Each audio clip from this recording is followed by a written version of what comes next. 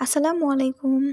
আজকে চলুন আমরা জেনে নেই যে কলা কাদের জন্য খাওয়া উচিত নয়। আমরা জানি যে কলা মানবদেহের জন্য খুবই জরুরি। তাই আমরা অনেকে নিয়মিত কলা খাই, আবার বাচ্চাদেরকেও খাওয়াই। কলায় আছে ভরপুর পুষ্টি। কলায় রয়েছে প্রচুর পরিমাণে মিনারেল, ভিটামিন, ফাইবার। কলায় আছে প্রচুর পরিমাণে পটাশিয়াম। কলা হৃৎপিণ্ডের খেয়াল রাখে।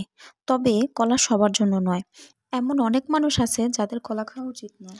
কলায় প্রচুর পরিমাণে চিনি থাকে, যার ফলে যাদের দেহে বেশি পরিমাণ সুগার আছে তাদেরকে কলা খাওয়া উচিত নয়। তাছাড়া ডায়াবেটিস রোগীদেরও কলা খাওয়া উচিত নয়। বিশেষ করে তো পাকা কলা একদমই খাবেন না। কলাতে প্রচুর পরিমাণে পটাশিয়াম রয়েছে, যা কিডনির সমস্যা আছে এমন সব ব্যক্তিদের জন্য ক্ষতির কারণ হতে পারে। তাই যাদের কিডনির সমস্যা আছে তারা কলা অ্যাভয়েড করুন।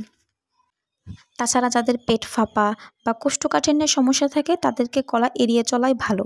কলা কোষ্ঠকাঠিন্য বাড়ায়।